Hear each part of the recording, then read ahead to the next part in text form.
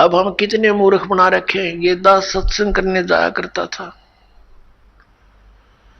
तो वहां ऐसे ही भक्तों के साथ हमारे जो एक आध भक्त नाम लेता, वहां पाठ करते, हम 2-3 दिन रुकते, तो एक व्यक्ति जैसे ही बुला लेते जी आज उस ज्ञान समझ लो, वो बुला ले उसको, वो बैठ कर लगा एंड बैंड बोलन।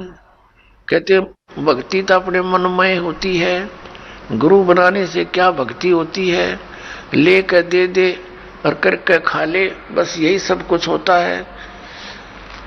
काफी ऐसी ऐसी बातें करता रहा, समझाने की चेष्टा की, नहीं माना, क्योंकि उसका 10-15 किले एकड़ जमीन थी, अच्छा ट्यूबवेल ला रखा था खेतों में, तो उसने फिर क्या जरूरत थी, क्या आवश्यकता समझा था भगवान की, युवा शरीर था।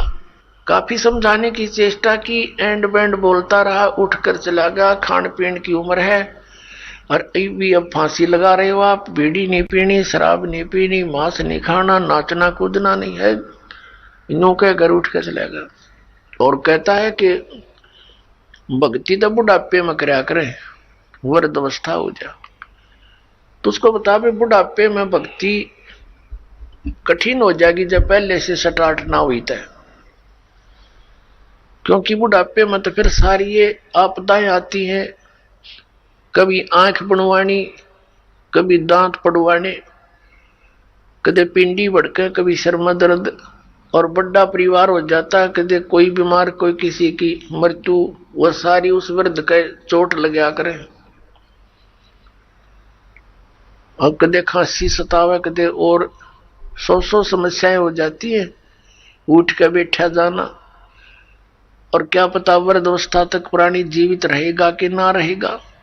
तो भक्ति के लिए तो संतों ने बताया है, सदग्रंथों में भी यही लिखा पाया है कि भक्ति के लिए जब भी बच्चा 3 वर्ष का हो जाए, बोलने लग जा, 3 वर्ष के बालक को उपदेश दिला देना चाहिए, जैसा भी करे वो थोड़ा बहुत करता रहेगा, क्योंकि घर में जब चर्चा चलती है, मंत्र चलेंगे तो वो भी बोलेगा, अपने आप बोलता रहेगा, बच्चे को ज्यादा असर होता है, प्रभाव बनता है। तो 3 वर्ष तक बच्चा माता पिता के आश्रित होता है, माता पिता ने दीक्षा ले ली, मर्यादा में रहेंगे तो परमात्मा उनके उस स्तर के बच्चों की भी रक्षा करेंगे,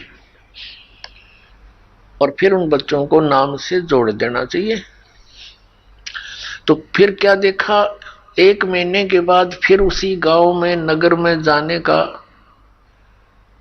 परमात्मा ने संयोग बनाया, सत्संग था।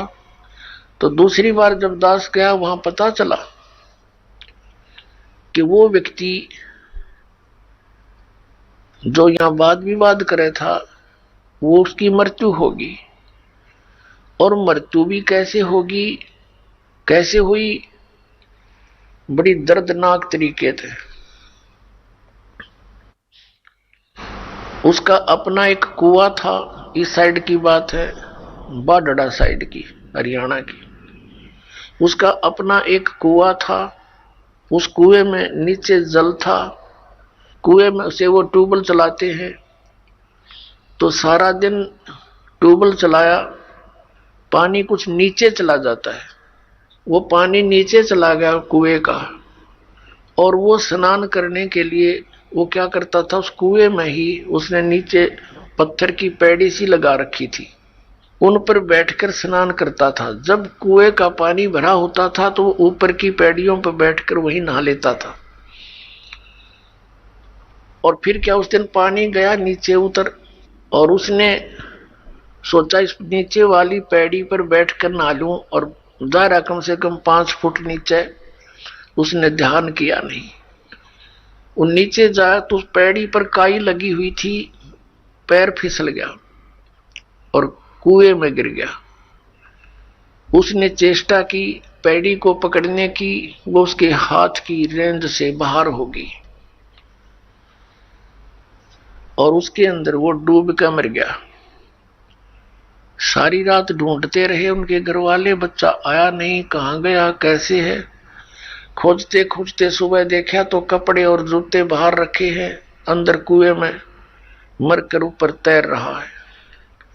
जब उसको देखा कि उसके हाथों की ने जो कोशिश की उसने पकड़ने की किसी वस्तु को, कुएं की अंदर की साइड पर पक्की थी वो, उस पर काई लगी हुई थी, उसके अंदर से उसी उंगलियों के निशान गड्ढे हुए थे कि किसी प्रकार पकड़ दो, नो निशान थे, और वो मृत्यु को प्राप्त हुआ। इसे ये ज्ञान समझ में आना चाहिए कि किस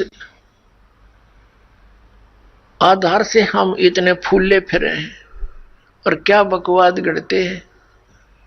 अब वो वृद्ध होया ना, भक्ति उसने करी नहीं, अब पता नहीं कहां धक्के खाता फिरेगा, कोई गधा बनेगा, कुत्ता बनेगा। तो पुण्यात्मा इन बातों को याद रख। अब उसकी मौत क्यों कर हुई होगी, आसानी से नहीं हुई होगी, रोया होगा, चिंगाड़ा होगा, न चिल्लाया होगा, बचा लो बचा लो। बचानी है कोई याद भी ना करे, वहां कौन बचावे, वहां भगवान बचावे, अठा के बाहर ले आवे। उस समर्थ शक्ति की ओट होता है, उसका सहारा मिले। प्रहलाद बचाया, ध्रुव बचाया, मीराबाई बचाई, कितने प्रमाण देख लो जो अब लाखों की संख्या में यहां बचा रहे हैं भगवान। तो हमने परमात्मा की शरण अति शीघ्र ग्रहण करनी चाहिए।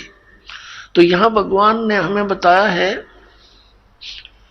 परमेश्वर ने हमें याद दिलाया है कि झूठे सुख को सुख कहे ये मान रहा मनमोद, ये सकल चबीना काल का, और कुछ मुख में कुछ गोद है।